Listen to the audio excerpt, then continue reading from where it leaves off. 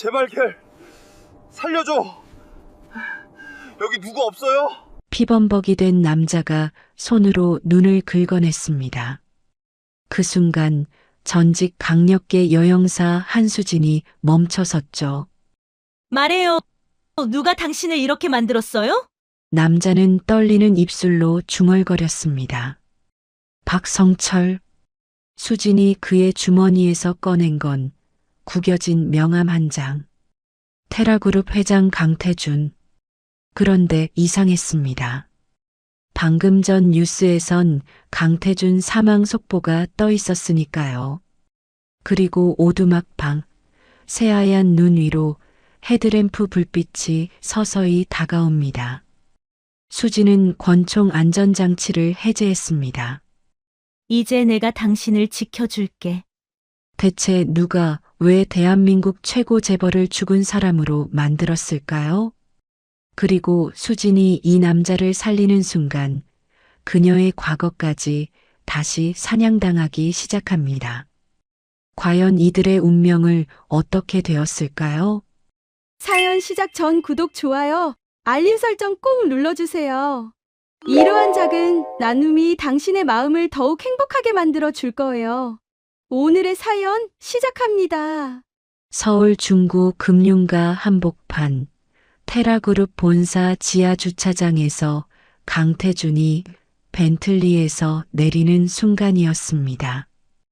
갑자기 4명의 남자가 어둠 속에서 나타났습니다. 회장님, 죄송합니다. 박성철이 고개를 숙이며 다가왔습니다. 태준은 눈을 크게 떴습니다. 성철아, 너 왜 여기 있어? 이 시간에 무슨 일이야? 이제야 말씀드릴 수 있겠네요. 말씀이라니? 무슨 소리야? 경호는 어디 갔어? 경호요? 이미 다 정리됐습니다. 성철아, 이게 무슨... 오랫동안 고생 많으셨습니다. 박성철이 손짓하자 경호팀장 최민수가 태준의 뒤로 돌아갔습니다. 태준이 뒤를 돌아보려는 순간 최민수가 목 뒤를 가격했습니다. 죄송합니다, 회장님. 민수야, 너까지 왜 이래? 저도 먹고 살아야 해서요. 너희들이 왜? 태준이 비틀거리며 무릎을 꿇었습니다. 박성철이 태준의 턱을 잡아 올렸습니다. 이 모습 많이 낯서시죠? 성철아, 손 치워라. 지금이라도 멈춰. 20년 동안 당신 밑에서 개처럼 살았어요. 이제 그만 바뀔 때가 됐습니다. 그게 무슨 말이냐? 난 너 믿고 다 맡겼어. 맞아요. 다 맡기긴 했죠. 대신 사람으로는 안 봤잖아요. 나는 너를 내 사람이라 생각했어. 사람이요? 회장님은 저를 부하로만 봤습니다. 명령만 내리고 결과만 요구했죠. 그래도 함께 여기까지 왔잖아. 한 번이라도 제 이름을 불러주신 적 있습니까? 성철아. 항상 야, 이봐, 빨리 해. 그게 전부였잖아요. 그건 그땐 바빠서. 바빴다는 말로 20년을 넘기셨죠. 박성철이 주먹으로 태준의 얼굴을 내리쳤습니다. 피가 흘러내렸지만 태준은 여전히 박성철을 바라봤습니다. 쳐라, 더 쳐라. 그래도 난 네가. 아직도 그런 눈으로 보시네요. 성철아, 이러지 마라. 돈이면 자리면 다 얘기해보자. 이제 와서요? 우린 가족이나 다름없잖아. 가족은 버리지 않습니다. 박성철은 잠시 숨을 고른 뒤 낮은 목소리로 말했습니다. 회장님, 시대는 여기까지입니다. 이제는 우리가 올라갈 차례입니다. 태준의 손이 바닥을 더듬었지만 힘없이 떨어졌습니다. 주차장에 울리는 것은 발자국 소리와 거칠어진 숨소리 뿐이었습니다. 하지만 가족이라고 생각했는데 가족이라고요? 하, 정말 웃기네요. 성철아, 제발 그 말은. 가족이면 이렇게 합니까? 가족이면 뒤통수를 칩니까? 나는 너를 내 사람이라고. 아니요. 당신에게 저는 그냥 충성스러운 개였을 뿐이에요. 그렇게까지 생각했단 말이냐? 네.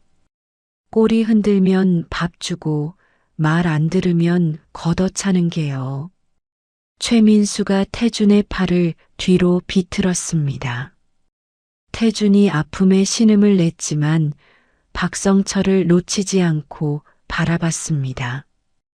으윽, 성철아, 내 눈을 봐라. 아직 늦지 않았다. 늦었어요. 너무 늦었습니다. 왜 하필 지금이야? 무엇 때문에? 이유요? 이유는 하나입니다. 말해봐라. 테라그룹이 제 것이 되어야 해요. 뭐라고? 당신이 독단적으로 운영하는 동안 얼마나 많은 기회를 놓쳤는지 아세요? 나는 회사를 지키려고. 아니요. 당신은 자기 욕심만 챙겼어요. 그건 오해야. 회의에서 제 말 한 번이라도 들어준 적 있습니까? 성철아, 그땐 상황이. 항상 상황, 항상 다음. 그렇게 20년이 흘렀죠. 박성철이 태준의 지갑에서 카드들을 빼내며 말했습니다. 지문 인식기를 들고 온 부하가 태준의 손가락을 강제로 찍었습니다. 손 치워, 이놈들아. 가만히 계세요. 다 회장님을 위한 겁니다. 뭘 위한다는 거냐? 스위스 계좌 비밀번호를 말하세요. 절대 안 돼. 끝까지 고집이시네. 그 돈은 회사 직원들 약속된 돈이야. 지금도 직원 생각하십니까? 그래, 그게 회장이야. 태준이 고개를 저었습니다. 박성철이 다시 주먹을 휘둘렀습니다. 으어, 어차피 죽을 건데 왜 고집을 피워요? 너 정말. 순순히 말하면 편하게 보내드릴게요. 나를 죽여도 계좌는 열 수 없어. 대단하십니다. 마지막까지 회장 노릇이네요. 성철아, 네가 이러고도 사람인가? 사람 취급 못 받은 건 접니다. 그럼 살려둬야겠네요. 일단은. 박성철이 손짓하자 부하들이 태준을 트럭으로 끌고 갔습니다. 태준이 트럭에 실리는 동안 박성철은 휴대폰으로 전화를 걸었습니다. 네, 준비하세요. 이사회 쪽에 연락하세요. 회장님이 갑자기 심장마비로 쓰러지셨다고 해요. 언론도 동시에 갑니까? 네. 한 줄도 틀리지 않게요. 트럭이 출발하자 박성철이 다른 부하에게 지시했습니다. 벤틀리에 폭탄 설치 완료됐나? 네, 3분 후에 터집니다. 확실하지? 잔해도 안 남습니다. 좋아. 그럼 회장님은 이미 죽은 사람입니다. 모든 언론사에 강태준 회장 사망 소식을 흘려요. 박성철이 지하 주차장을 나서는 순간 뒤에서 큰 폭발음이 들렸습니다. 화염이 치솟으며 연기가 가득했습니다. 끝났군. 차량 완전 파손 확인했습니다. 이제 강태준은 이 세상에 없습니다. 언론에는 사망 확정으로 나갔습니다. 좋아. 이제 다음 단계로 가. 한편 트럭 안에서 태준이 의식을 되찾았습니다. 입과 손목이 묶인 채로 트럭 짐칸에 누워 있었습니다. 여긴 어디야? 누구 없나 대답 좀 해봐라. 성철이가 정말 나를 배신했구나. 태준이 눈을 감으며 생각했습니다. 20년 동안 아버지처럼 믿어왔던 사람의 배신이었습니다. 왜 그렇게까지 해야 했냐? 성철아, 나한테 이런 식은 아니잖아. 트럭이 2시간째 달리고 있었습니다. 창밖으로 보이는 풍경이 점점 산으로 바뀌었습니다. 계속 가는군 끝없이. 여기서 내리면 나는 어디로 가는 거지? 태준이 몸을 비틀며 창문 쪽으로 기어갔습니다. 멀리 태백산이 보였습니다. 태백산 설마 여기까지 끌고 올 줄은. 트럭이 갑자기 멈췄습니다. 뒷문이 열리면서 찬 바람이 불어왔습니다. 춥군. 내려와요. 킬러 한 명이 태준을 끌어내렸습니다. 앞에는 깊은 절벽이 있었고 아래로는 눈 덮인 계곡이 보였습니다. 여기가 무덤이냐? 말 맞네요. 한 가지만 묻자. 성철이는 이걸 다 알고 있나? 알고도 남죠. 그래, 역시 여기서 끝이에요. 킬러가 권총을 태준의 머리에 댔습니다. 태준이 눈을 감았을 때 휴대폰이 울렸습니다. 잠깐만요. 킬러가 전화를 받았습니다. 네, 박 실장님. 네, 알겠습니다. 계좌 때문에 살려두라고 하셨죠? 그냥 아래로 밀어버리라고요? 태준이 안도의 숨을 쉬었습니다. 살려둔다고? 하늘이 아직. 하지만 킬러가 전화를 끊더니 태준을 절벽 끝으로 밀었습니다. 죽지 않을 정도로만 박 실장님이 나중에 직접 처리하신다네요. 뭐라고? 으아. 태준이 80m 아래로 굴러떨어졌습니다.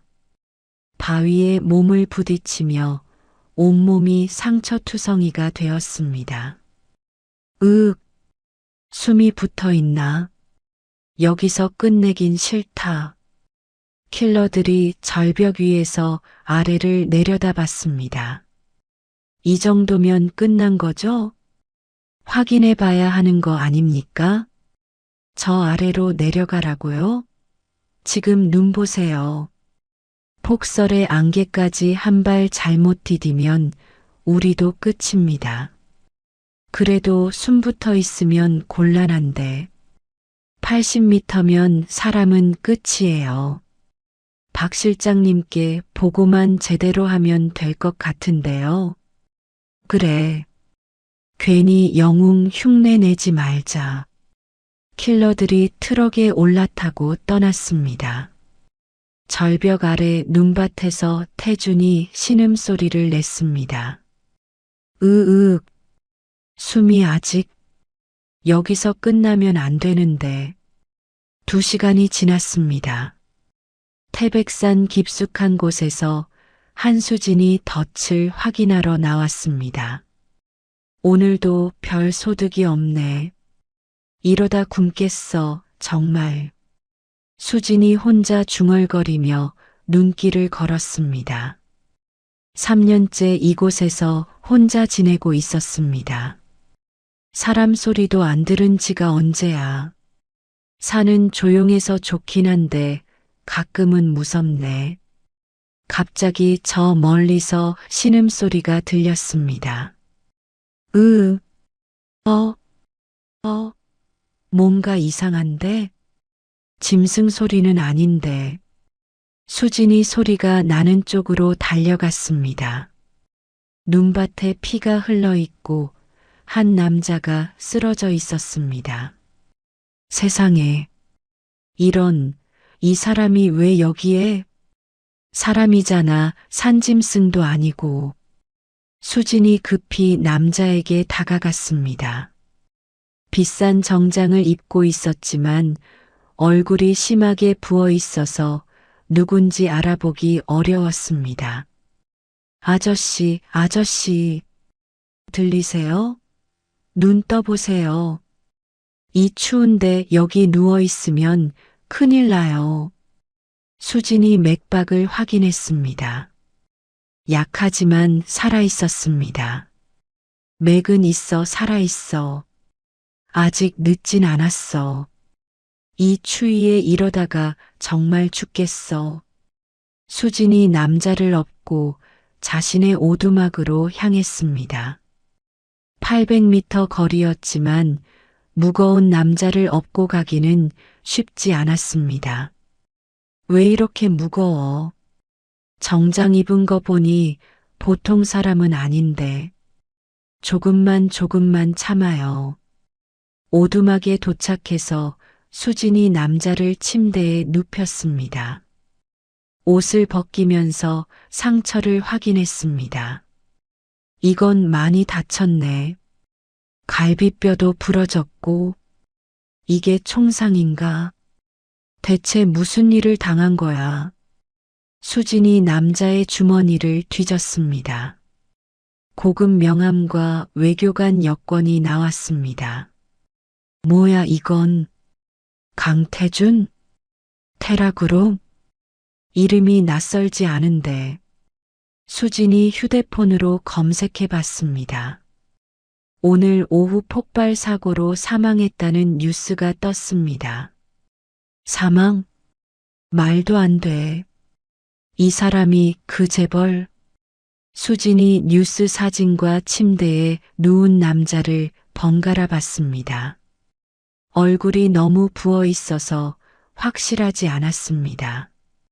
사진이랑 닮은 것 같기도 하고. 아니야, 설마. 밖에서 갑자기 소음이 들렸습니다. 헤드램프 불빛이 창문으로 비쳤습니다. 뭐야? 이 시간에 누가 오지? 설마 아까 그 사람들이? 수진이 권총을 꺼내며 창문 틈으로 밖을 내다봤습니다. 3명의 무장괴한이 오두막을 포위하고 있었습니다. 젠장. 역시 그냥 사고가 아니었어. 조용히 해, 수진아. 이제부터가 진짜야. 수진이 권총 안전장치를 해제하며 숨을 죽였습니다.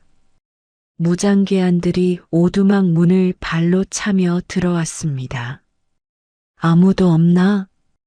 첫 번째 괴한이 헤드램프를 이리저리 비추며 말했습니다. 수진이 미리 설치해둔 철사 덫에 괴한 한 명이 걸려 넘어졌습니다. 으악! 그 순간 수진이 뛰어나가 넘어진 괴한의 총을 빼앗았습니다. 누구야? 두 번째 괴한이 총을 겨누려는 순간 수진이 방아쇠를 당겼습니다. 총성이 울리고 괴한이 어깨를 움켜쥐며 쓰러졌습니다. 마지막 괴한이 수진을 향해 총을 쏘았지만 빗나갔습니다. 수진이 몸을 굴리며 소파 뒤로 숨었습니다. 이 여자 누구야? 왜 이렇게 강해? 괴한이 동료에게 외쳤습니다. 수진이 소파 뒤에서 튀어나와 괴한의 다리를 쏘았습니다. 으아! 마지막 괴한도 쓰러졌습니다. 수진이 쓰러진 괴한들의 무전기를 확인했습니다. 타깃 확인 불가, 추가 지원 요청. 무전기에서 목소리가 들려왔습니다. 수진이 급히 태준을 깨우려 했습니다. 아저씨, 일어나세요. 위험해요. 태준이 천천히 눈을 떴습니다. 의식이 흐릿했지만 수진의 얼굴이 보였습니다. 여기가 어디죠? 설명할 시간 없어요. 빨리 일어나세요. 수진이 태준을 부축해 일으켰습니다. 태준이 자신의 상황을 이해하려 애썼습니다. 제가 죽었다고 발표됐다고요? 네, 뉴스에 나왔어요. 폭발 사고로요. 태준의 얼굴이 굳어졌습니다. 박성철의 치밀한 계획이 머릿속에 그려졌습니다. 박성철, 그 자식이 누구세요? 왜 무장계안들이 여길 찾아왔어요? 수진이 비상배낭을 매며 물었습니다. 태준이 고개를 떨어뜨렸습니다. 저는 강태준이에요. 테라그룹 회장. 아니, 전 회장이겠죠. 정말 그 재벌이세요? 네. 그리고 저를 죽이려는 사람은 박성철이라는 제 양아버지입니다. 수진이 놀란 표정을 지었습니다. 밖에서 헬기 소음이 점점 가까워졌습니다. 설명은 나중에 해요. 지금은 도망가야 해요. 수진이 태준의 팔을 잡고 뒷문으로 나갔습니다. 태준이 다리에 힘이 없어서 비틀거렸습니다. 아저씨 걸을 수 있어요? 아파도 걸어야죠. 두 사람이 오두막 뒤쪽 숲으로 들어갔습니다. 수진이 미리 파악해둔 비밀 통로를 따라 움직였습니다. 헬기에서 8명의 용병이 내렸습니다.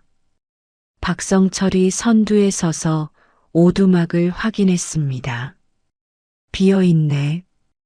박성철이 쓰러진 부하들을 내려다봤습니다. 한 명이 아직 숨이 붙어 있었습니다. 강태준이 여기 있었나? 네. 여자 하나가 엄청 강했습니다. 여자라고? 누구지? 박성철이 오두막 안을 자세히 살폈습니다. 침대에 피가 묻어 있고 의료용품들이 흩어져 있었습니다. 추적견을 풀어라. 박성철이 부하들에게 지시했습니다. 개들이 발자국을 따라 숲속으로 들어갔습니다. 한편 수진과 태준은 300m 정도 떨어진 계곡을 따라 움직이고 있었습니다. 태준이 숨을 헐떡이며 멈춰 섰습니다. 잠깐, 좀 쉬어도 될까요? 안 돼요. 추적개들이 올 거예요. 수진이 태준을 부축하며 계속 걸었습니다. 태준이 수진의 얼굴을 자세히 봤습니다. 혹시 경찰이세요? 전직이에요. 3년 전에 쫓겨났어요. 왜요? 대기업 비리 수사하다가 오히려 제가 죄를 뒤집었었어요. 태준이 걸음을 멈췄습니다. 수진도 돌아서서 태준을 바라봤습니다. 혹시 그게 테라그룹과 관련된 건가요? 어떻게 아세요?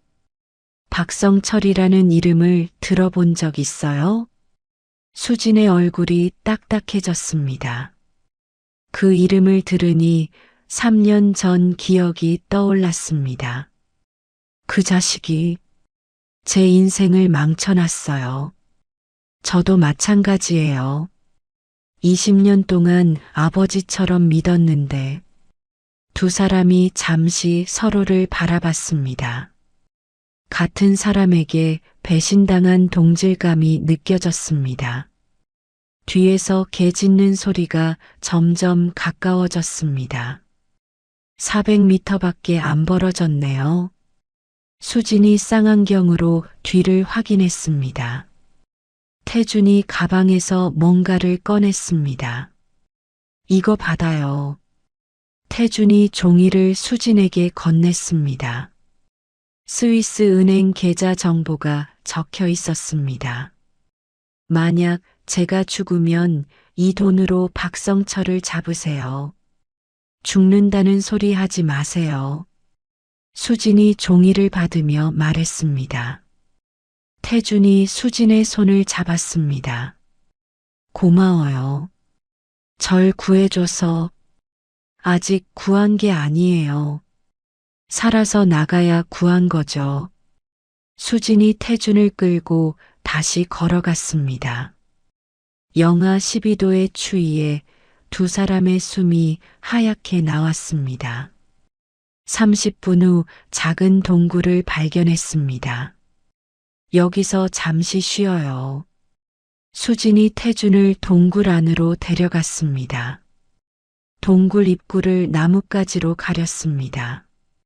추적대들이 지나갈 때까지 기다려야 해요. 태준이 벽에 기대어 앉았습니다. 상처 때문에 온몸이 욱신거렸습니다. 아저씨, 이거 드세요.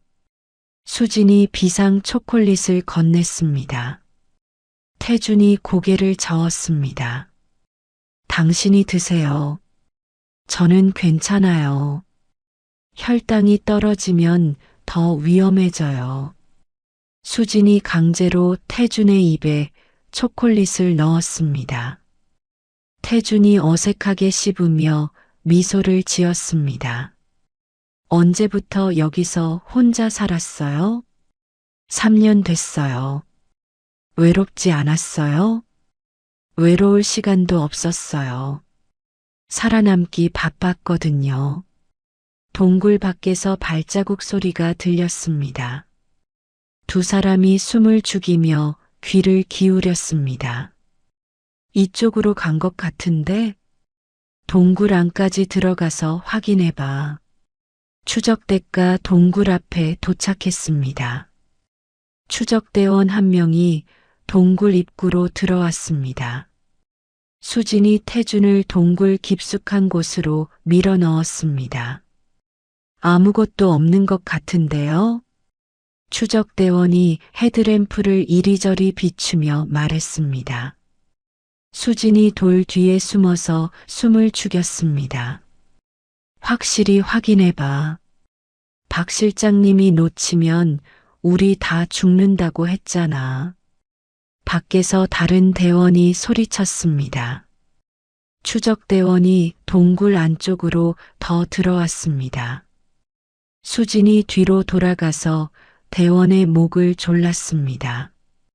대원이 몸부림치다가 의식을 잃었습니다. 야, 김대리, 뭐하고 있어? 밖에서 부르는 소리가 들렸습니다. 수진이 의식 잃은 대원의 무전기를 집어들었습니다.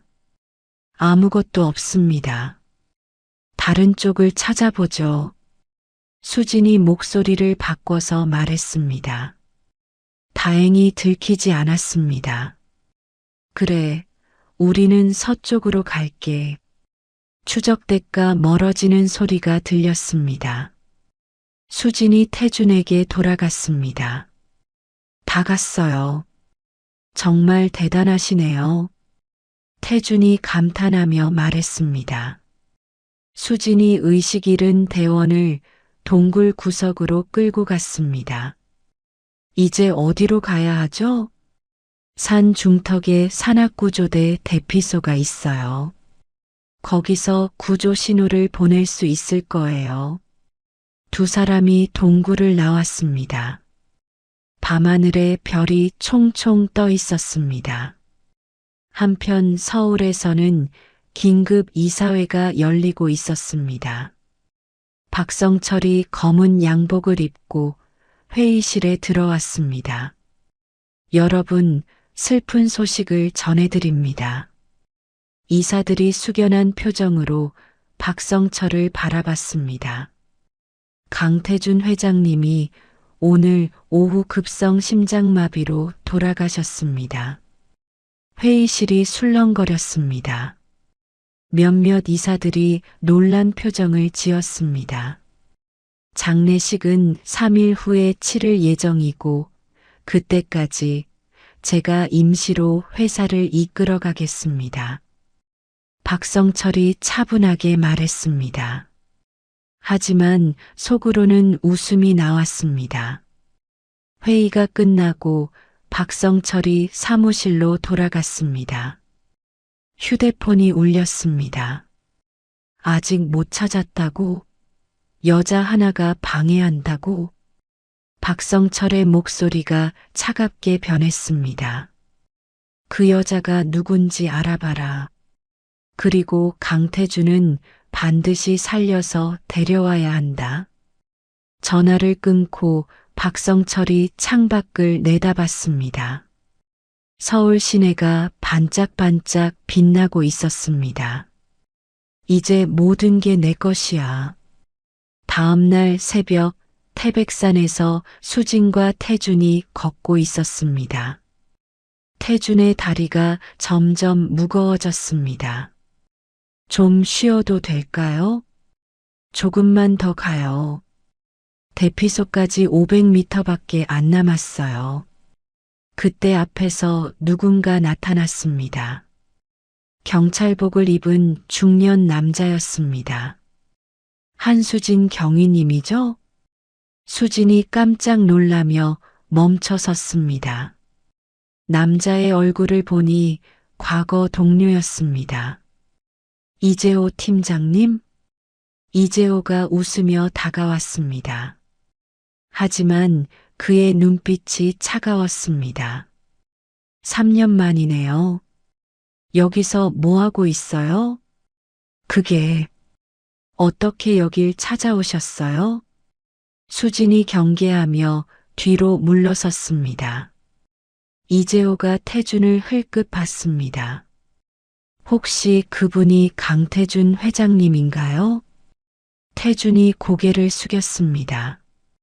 이재호가 확신에 찬 표정을 지었습니다. 박성철 실장님이 찾고 계시더라고요. 수진의 얼굴이 굳어졌습니다. 이재호가 박성철과 연결되어 있다는 뜻이었습니다. 팀장님도 그쪽 사람이었군요. 3년 전에 당신을 쫓아낸 것도 저였어요. 이재호가 비웃으며 말했습니다. 수진이 주먹을 꽉 쥐었습니다. 왜요? 왜 저를 배신한 거예요? 배신이라고요? 당신이 건드리면 안 되는 걸 건드렸잖아요.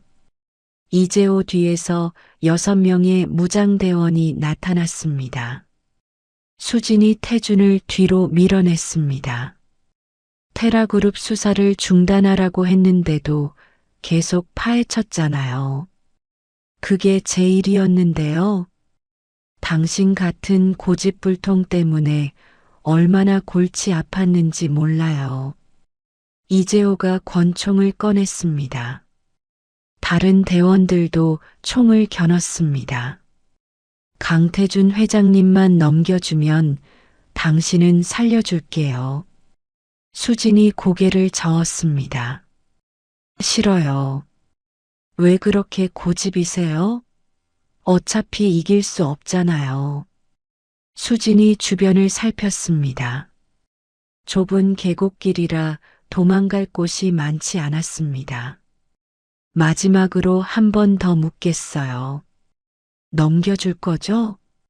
절대 안 돼요. 수진이 단호하게 말했습니다. 이재호가 혀를 찼습니다. 그럼 어쩔 수 없네요. 이재호가 방아쇠를 당기려는 순간이었습니다. 갑자기 위에서 눈덩이들이 굴러떨어졌습니다. 눈사태다. 대원 한 명이 소리쳤습니다. 모든 사람들이 위를 올려다봤습니다. 거대한 눈덩어리가 계곡으로 쏟아져 내렸습니다. 이재호와 대원 3명이 눈에 파묻혔습니다. 어서 가요. 수진이 태준의 손을 잡고 뛰었습니다.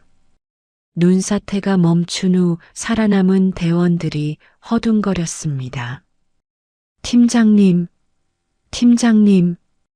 대원들이 이재호를 찾으려 했지만 이미 늦었습니다. 눈 속에 완전히 묻혀버렸습니다. 수진과 태주는 가까스로 눈사태를 피해서 언덕 위로 올라갔습니다. 두 사람 모두 숨이 차서 헐떡였습니다. 살았네요. 태준이 안도의 한숨을 쉬었습니다. 수진이 아래쪽을 내려다봤습니다. 이재호 그 자식? 정말 박성철과 한패였구나. 힘들었겠어요. 동료에게 배신당하는 게 이제 알겠어요. 왜 제가 파면당했는지. 수진의 눈에 분노가 차올랐습니다. 3년 동안의 억울함이 한꺼번에 솟구쳤습니다. 복수할 거예요. 꼭. 태준이 수진의 어깨에 손을 올렸습니다. 같이 해요. 두 사람이 서로를 바라보며 다짐했습니다. 이제 진짜 전쟁이 시작되는 것 같았습니다. 눈사태가 지나간 자리에서 수진과 태준이 언덕을 올라갔습니다. 태준이 다리에 힘이 빠져서 자꾸 주저앉으려 했습니다. 조금만 더 힘내세요. 수진이 태준을 부축하며 말했습니다. 앞에 낡은 건물 하나가 보였습니다. 저게 산악구조대 대피소예요. 두 사람이 건물에 도착했을 때 갑자기 총소리가 들렸습니다. 수진이 태준을 건물 벽 뒤로 밀어 넣었습니다. 저격수가 있어요. 어디에? 태준이 떨리는 목소리로 물었습니다. 수진이 조심스럽게 주변을 살폈습니다. 200m 앞 바위 뒤에서 총구가 반짝였습니다. 또 한 발이 날아와서 수진의 어깨를 스쳤습니다. 아! 수진이 어깨를 움켜쥐며 신음했습니다. 피가 흘러내렸습니다. 괜찮아요? 태준이 수진을 부축했습니다. 수진이 이를 악물며 고개를 끄덕였습니다. 괜찮아요. 스친 거예요. 두 사람이 대피소 안으로 들어갔습니다. 오래된 건물이라 먼지가 가득했습니다. 지하로 내려가요. 수진이 지하실 문을 열었습니다. 아래로 내려가니 캄캄했습니다. 그때 태준이 구석에서 뭔가를 발견했습니다. 여기 발전기가 있네요. 태준이 10년 된 발전기를 확인했습니다. 연료 탱크를 열어보니 절반 정도 남아 있었습니다. 시동 걸 수 있을 것 같아요. 태준이 발전기를 돌렸습니다. 몇 번 시도한 끝에 시동이 걸렸습니다. 우웅. 발전기가 돌아가면서 전등이 켜졌습니다. 수진이 안도의 표정을 지었습니다. 통신 장비는 어디 있을까요? 수진이 주변을 살폈습니다. 벽에 오래된 무전기가 걸려 있었습니다. 이거 쓸 수 있을까요? 태준이 무전기를 확인했습니다. 전원을 넣자 잡음 섞인 소리가 났습니다. 주파수를 맞춰봐야겠어요. 태준이 다이얼을 돌렸습니다. 갑자기 깨끗한 음성이 들렸습니다. 여보세요? 누구세요? 수진이 마이크를 잡았습니다. 김도영 형사님이세요? 저 한수진이에요. 수진아? 어디서 연락하는 거야? 김도영의 놀란 목소리가 들렸습니다. 수진이 눈물을 글썽였습니다. 형사님, 도와주세요. 무슨 일이야? 지금 어디 있어? 태백산 산악구조대 대피소예요. 위험해요. 수진이 상황을 간단히 설명했습니다. 김도영이 심각한 톤으로 말했습니다. 알겠어. 18시간 안에 헬기 보낼게. 그때까지 버텨. 통신이 끊어졌습니다. 수진이 마이크를 내려놓으며 안도했습니다. 구조대가 와요. 태준이 수진의 어깨 상처를 보며 걱정스러워했습니다. 상처부터 치료해요. 태준이 응급처치함을 찾아서 가져왔습니다. 수진의 옷을 조심스럽게 벗겨내며 상처를 확인했습니다. 생각보다 깊네요. 괜찮아요. 수진이 아픔을 참으며 말했습니다. 태준이 소독약을 상처에 발랐습니다. 아, 수진이 아픔에 움찔했습니다. 태준이 미안한 표정으로 더 조심스럽게 치료했습니다. 고마워요. 절 구해줘서. 태준이 붕대를 감으며 말했습니다. 수진이 고개를 저었습니다. 아직 끝난 게 아니에요. 그래도 혼자였다면 진작 죽었을 거예요. 태준이 진심 어린 표정으로 수진을 바라봤습니다. 수진도 태준을 마주봤습니다. 왜 경찰이 되셨어요? 태준이 호기심 어린 목소리로 물었습니다. 수진이 잠시 생각하더니 입을 열었습니다. 아버지 때문이에요. 어떤? 아버지가 억울하게 감옥에 가셨어요. 부당한 누명을 쓰고. 수진의 목소리가 떨렸습니다. 그때부터 정의로운 일을 하고 싶었어요. 태준이 고개를 끄덕였습니다. 자신도 비슷한 배신감을 느끼고 있었습니다. 저는 돈과 권력만 추구했어요. 사람은 안중에도 없었고.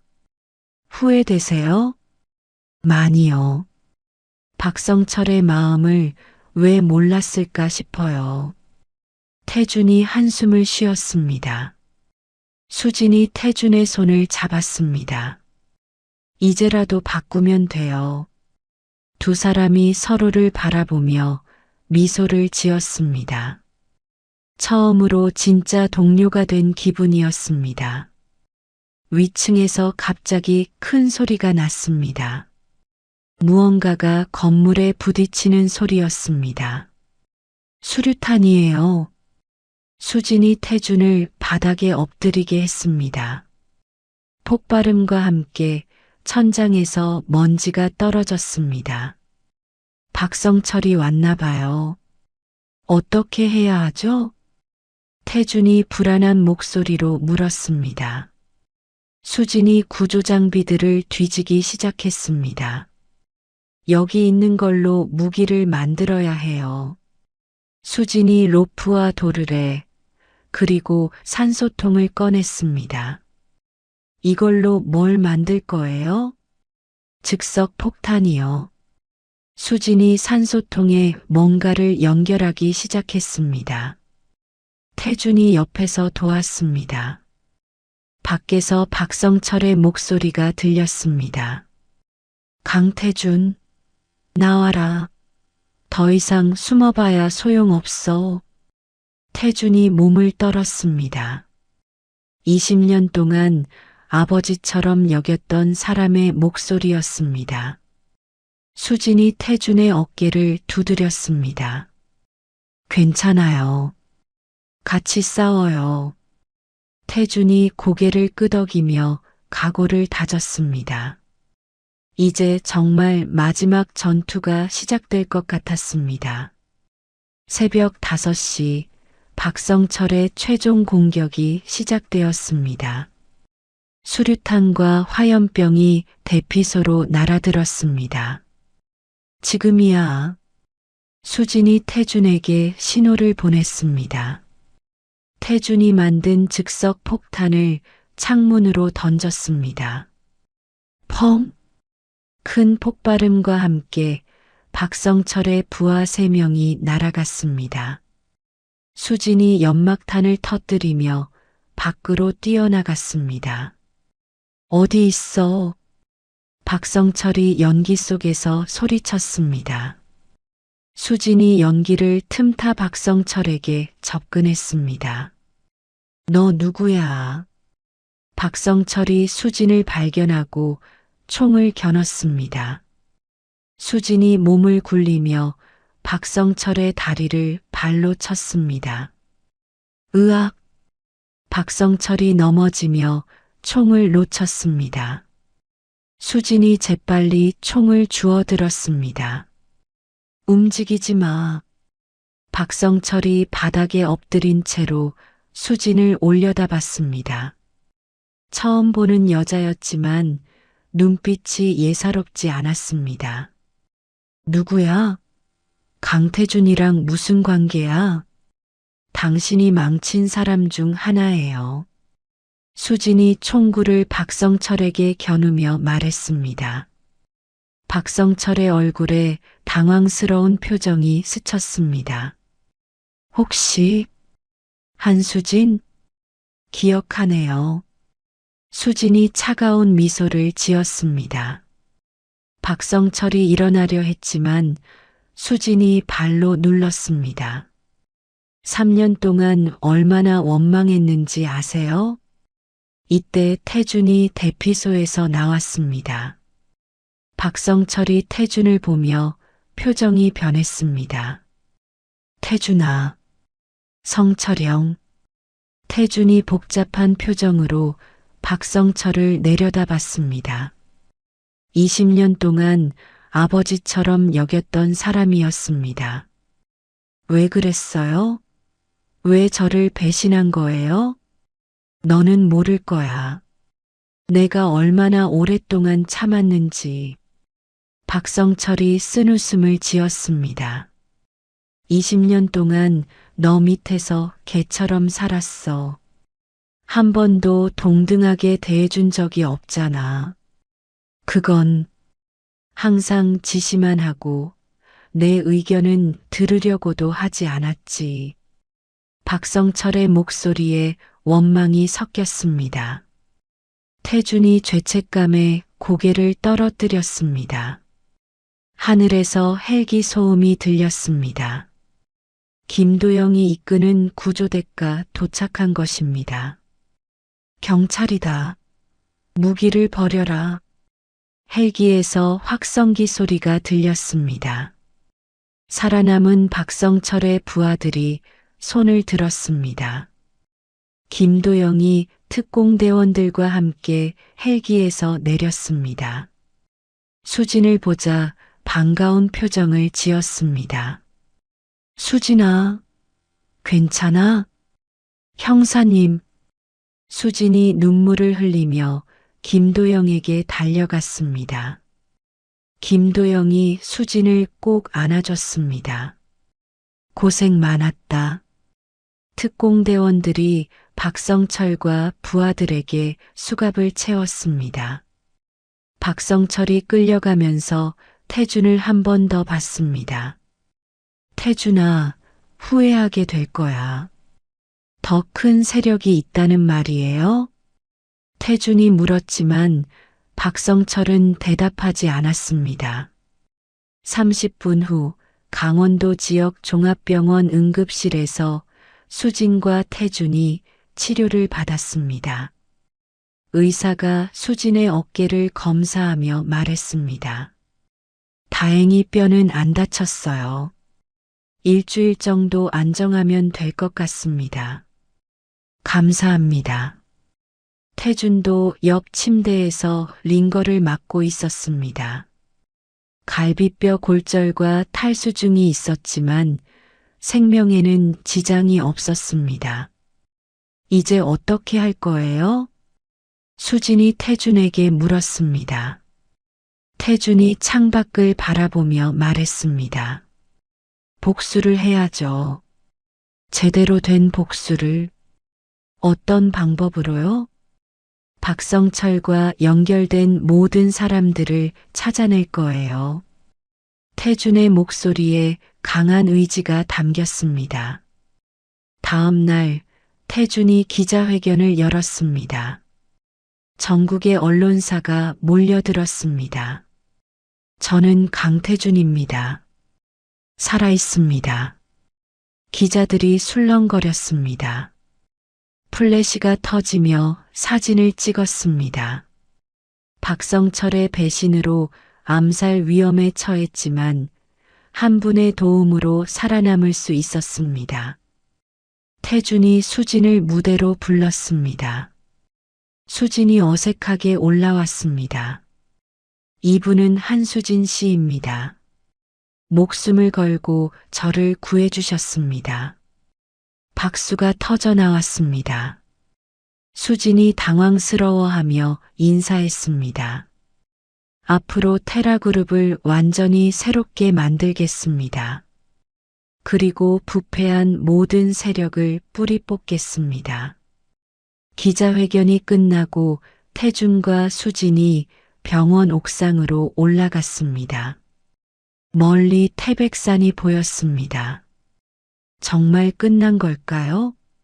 수진이 산을 바라보며 물었습니다. 태준이 수진 옆에 서서 말했습니다. 아직 시작이에요. 진짜 싸움은 이제부터죠. 함께 할 수 있어서 다행이에요. 저도요. 두 사람이 서로를 바라보며 미소를 지었습니다. 태백산에서 시작된 운명적 만남이 새로운 동행으로 이어졌습니다. 저녁에 태준이 강원도의 조용한 펜션을 빌렸습니다. 당분간 이곳을 작전 본부로 사용하기로 했습니다. 여기 좋네요. 수진이 펜션을 둘러보며 말했습니다. 태준이 노트북을 꺼내며 말했습니다. 이제 본격적으로 계획을 세워봅시다. 어디서부터 시작할까요? 박성철과 연결된 정치인들부터 찾아야 해요. 태준이 노트북 화면에 파일들을 띄웠습니다. 수많은 문서와 녹음 파일들이 있었습니다. 이걸 언제 모으셨어요? 평소에 조금씩 모아뒀어요. 혹시 몰라서요. 대단하세요. 수진이 감탄하며 파일들을 확인했습니다. 생각보다 많은 사람들이 연결되어 있었습니다. 이 사람들을 다 상대해야 하는군요. 힘들겠지만 해야죠. 태준이 결의에 찬 표정으로 말했습니다. 수진이 고개를 끄덕였습니다. 함께해요. 두 사람이 악수를 나누며 새로운 출발을 다짐했습니다. 밖에서 별들이 반짝이며 그들을 축복하는 것 같았습니다. 2주 후 펜션에서 수진이 노트북으로 자료를 정리하고 있었습니다. 태준은 소파에서 해외 계좌 정보를 확인하고 있었습니다. 갑자기 수진의 휴대폰이 울렸습니다. 모르는 번호였지만 수진이 전화를 받았습니다. 여보세요? 혹시 한수진 씨 딸분이세요?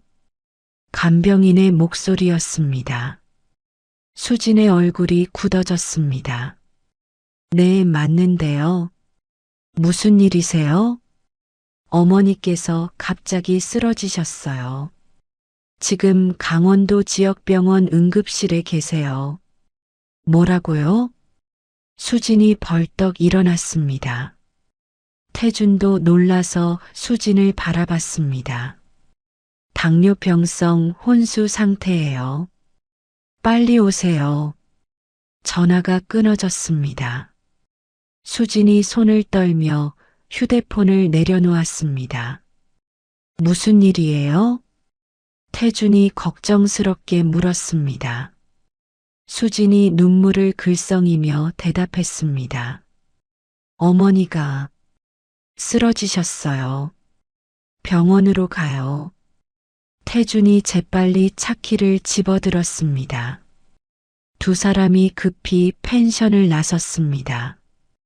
30분 후 병원 응급실에 도착했습니다. 수진이 간병인을 찾아 뛰어갔습니다. 제 어머니는 어디 계세요? 중환자실에 계세요. 의사 선생님이 기다리고 계십니다. 의사가 수진에게 심각한 표정으로 말했습니다. 혈당이 너무 높아서 위험한 상태예요. 치료하면 나아질 수 있나요? 집중 치료가 필요해요. 비용이 월 1천만 원 정도 들 것 같습니다. 수진이 망연자실했습니다. 3년 동안 모은 돈은 고작 200만 원 뿐이었습니다. 만약 치료를 못 받으면요? 생명이 위험할 수 있습니다. 수진이 주저앉으며 머리를 감쌌습니다. 태준이 의사에게 다가갔습니다. 제가 치료비를 내겠습니다. 태준 씨. 수진이 고개를 들어 태준을 봤습니다. 태준이 수진의 어깨에 손을 올렸습니다. 걱정하지 마세요. 그때 병원 복도에 낯선 남자들이 나타났습니다. 검은 정장을 입고 선글라스를 낀 4명이었습니다. 한수진 씨죠? 선두에 선 남자가 말했습니다. 수진이 경계하며 일어났습니다. 누구세요? 박성철 실장님의 변호사입니다. 남자가 명함을 내밀었습니다. 수진이 명함을 받지 않았습니다. 실장님께서 제안이 있으시답니다. 무슨 제안이요? 어머니의 치료비를 모두 지원해 드릴 수 있습니다. 수진의 눈이 커졌습니다. 변호사가 계속 말했습니다. 대신 강태준 씨를 우리에게 넘겨주세요. 태준이 앞으로 나서며 말했습니다. 수진 씨는 상관없어요. 저만 데려가세요. 안 돼요. 수진이 태준의 팔을 잡았습니다. 변호사가 시계를 보며 말했습니다.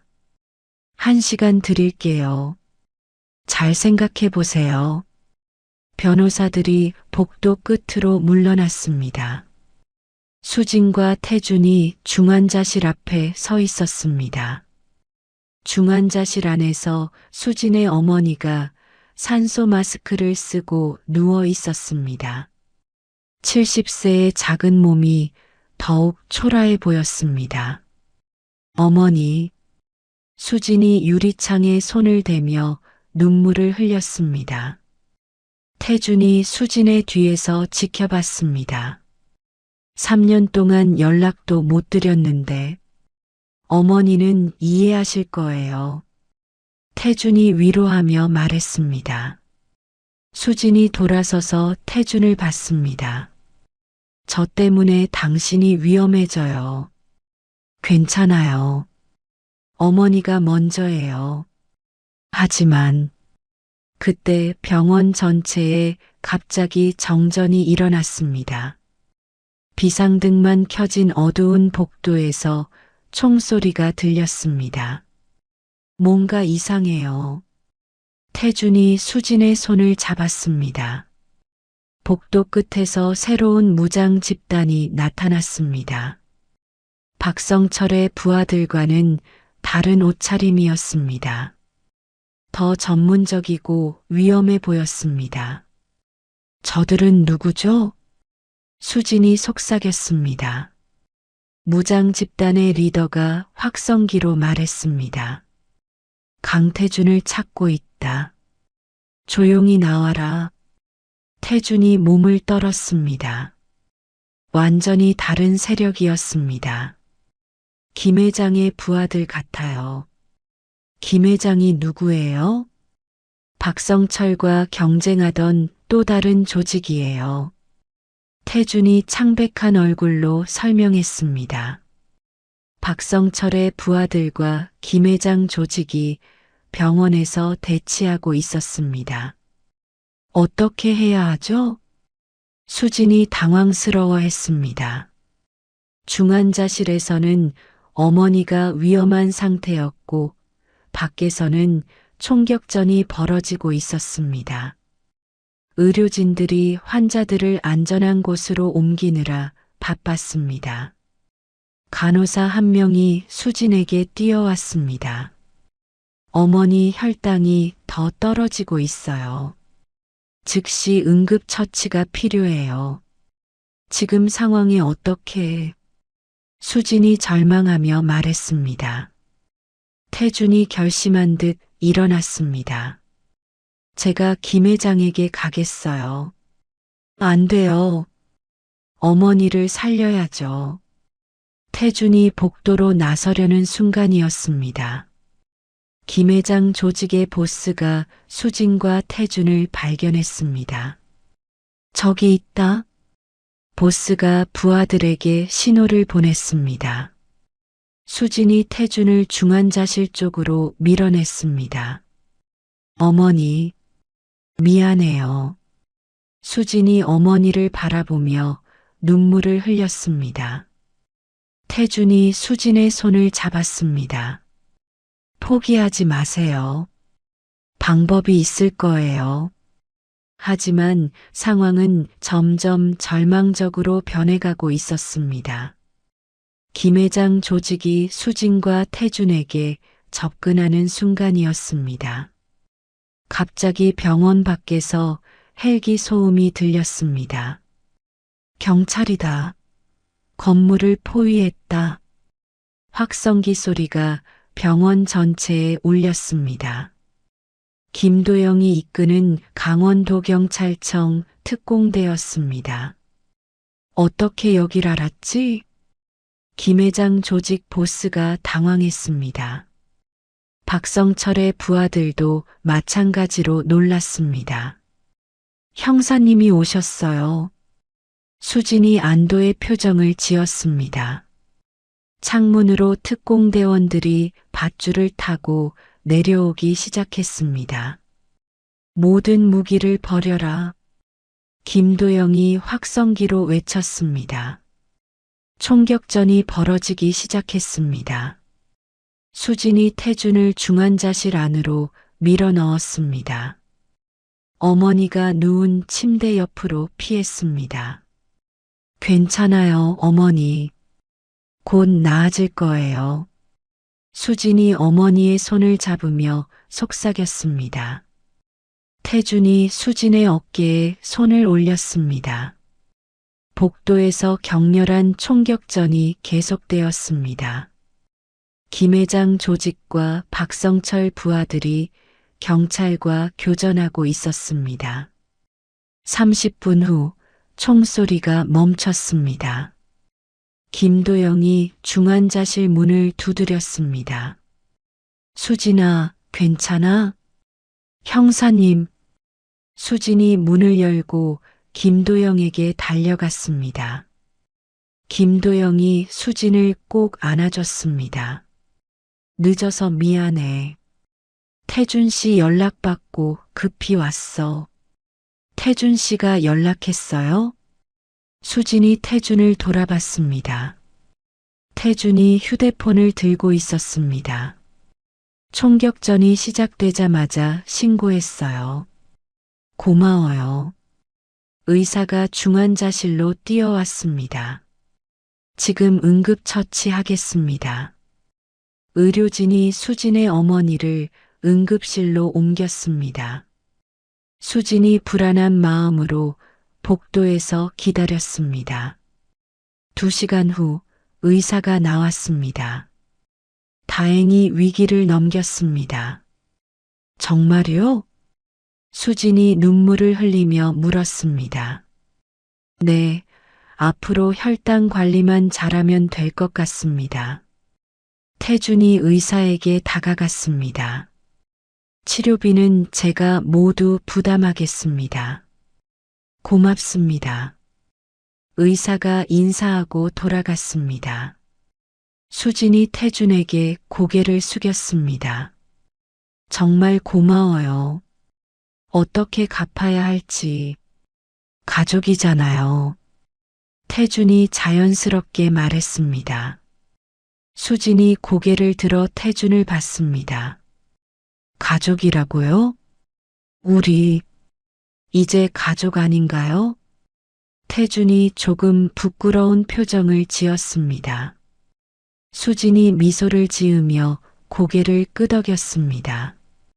김도영이 두 사람에게 다가왔습니다. 좋은 소식이 있어. 뭔데요?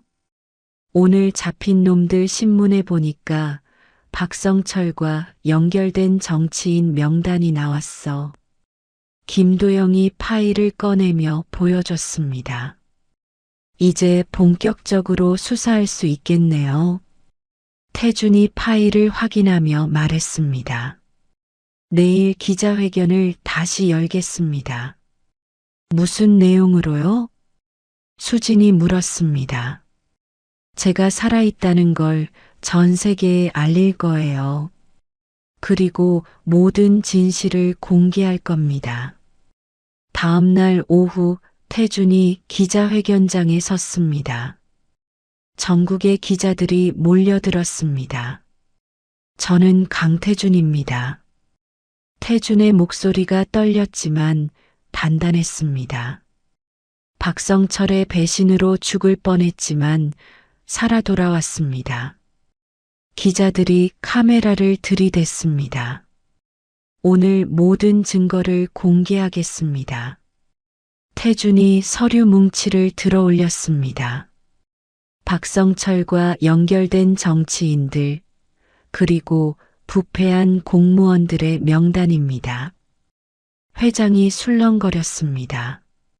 테라그룹을 완전히 새롭게 만들겠습니다. 투명하고 깨끗한 회사로요. 박수가 터져 나왔습니다. 기자회견이 끝나고 태준과 수진이 병원 옥상으로 올라갔습니다. 태백산이 멀리 보였습니다. 정말 끝난 것 같네요. 수진이 산을 바라보며 말했습니다. 이제 시작이에요. 태준이 수진 옆에 서서 말했습니다. 앞으로 더 많은 일들이 기다리고 있을 거예요. 함께 할 수 있어서 든든해요. 수진이 태준을 바라보며 미소를 지었습니다. 저도요. 당신이 없었다면 여기까지 오지 못했을 거예요. 두 사람이 서로를 바라보며 손을 잡았습니다.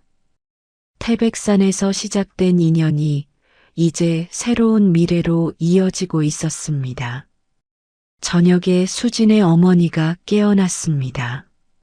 수진이 침대 곁에 앉아 어머니의 손을 잡았습니다. 어머니, 괜찮으세요? 수진아. 어머니가 힘없는 목소리로 말했습니다. 3년 동안 어디 있었니? 미안해요, 어머니. 설명하기 어려운 일이 있었어요. 태준이 병실 문 앞에서 지켜보고 있었습니다. 어머니가 태준을 발견했습니다. 저분은 누구니? 저를 도와주신 분이에요. 태준이 어머니에게 인사했습니다. 안녕하세요. 강태준입니다. 고맙습니다. 우리 수진이를 도와주셔서. 어머니가 감사 인사를 했습니다. 저야말로 수진 씨한테 목숨을 비쳤습니다. 좋은 분이시네. 어머니가 수진을 바라보며 눈짓했습니다. 수진이 얼굴을 붉혔습니다.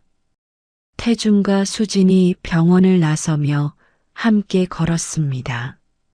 별이 쏟아지는 밤하늘 아래에서 두 사람의 미래가 시작되고 있었습니다. 1년 후 서울중앙지법에서 박성철에 대한 1심 선고가 내려졌습니다. 태준과 수진이 방청석에 앉아 있었습니다. 피고인 박성철에게 징역 25년을 선고한다. 판사가 판결을 읽었습니다. 박성철이 고개를 떨어뜨렸습니다. 항소하겠습니다. 박성철의 변호사가 말했습니다. 하지만 태주는 만족스러운 표정이었습니다. 법정을 나서며 수진이 태준에게 말했습니다. 1심이지만 그래도 다행이에요. 네, 이제 테라그룹 정상화에 집중할 수 있겠어요. 태준이 수진의 손을 잡으며 말했습니다. 테라그룹 본사에서 태준이 전 임직원 회의를 열었습니다. 대회의실이 직원들로 가득 찼습니다. 지난 1년 동안 많은 변화가 있었습니다. 태준이 단상에서 말했습니다. 부패한 임직원 20%를 교체했고 모든 계열사에 윤리위원회를 만들었습니다. 직원들이 박수를 쳤습니다. 앞으로도 투명하고 깨끗한 회사로 만들어 가겠습니다. 회의가 끝나고 태준이 회장실로 돌아왔습니다. 수진이 소파에 앉아 서류를 검토하고 있었습니다. 정의연구소 일은 어때요? 태준이 수진 옆에 앉으며 물었습니다. 바빠요. 의뢰가 너무 많이 들어와서. 수진이 웃으며 대답했습니다. 정의연구소는 기업 비리와 정치권 부패를 조사하는 민간 기관이었습니다. 그래도 보람있겠어요. 네, 정말 의미 있는 일이에요. 수진이 태준을 바라보며 미소를 지었습니다. 어머니는 어떠세요? 많이 좋아지셨어요. 강원도 요양원에서 편안하게 지내고 계세요. 태준이 수진의 손을 잡았습니다. 이번 주말에 함께 뵈러 가요. 좋아요. 주말에 두 사람이 강원도 요양원을 찾았습니다. 수진의 어머니가 정원에서 산책하고 있었습니다. 어머니. 수진이 달려가서 어머니를 안았습니다. 우리 수진이 왔구나. 어머니가 반가워하며 수진을 쓰다듬었습니다. 태준 씨도 오셨네요. 안녕하세요, 어머니. 태준이 정중하게 인사했습니다. 어머니가 태준을 친아들처럼 대했습니다. 태준 씨 덕분에 이렇게 좋은 곳에서 지낼 수 있어요. 별 말씀을요. 세 사람이 정원 벤치에 앉아 대화를 나눴습니다. 어머니가 수진과 태준을 번갈아 보며 말했습니다. 너희 둘 언제 결혼할 거니? 수진이 얼굴을 붉혔습니다. 어머니, 좋은 사람 놓치면 안 된다. 태준이 웃으며 말했습니다. 저도 같은 생각이에요. 일요일 오후 태준과 수진이 태백산을 찾았습니다. 1년 전 처음 만났던 그 자리였습니다. 여기서 처음 만났죠. 수진이 눈 덮인 계곡을 내려다보며 말했습니다. 그때 당신이 없었다면 정말 죽었을 거예요. 태준이 감사한 표정으로 수진을 봤습니다. 저도 마찬가지예요. 당신 때문에 새로운 삶을 살게 됐어요. 두 사람이 산악구조대 대피소까지 올라갔습니다. 새로 정비되어서 깨끗해진 모습이었습니다. 대피소 벽에 작은 기념판이 걸려 있었습니다. 정의와 용기의 현장이라고 적혀 있었습니다.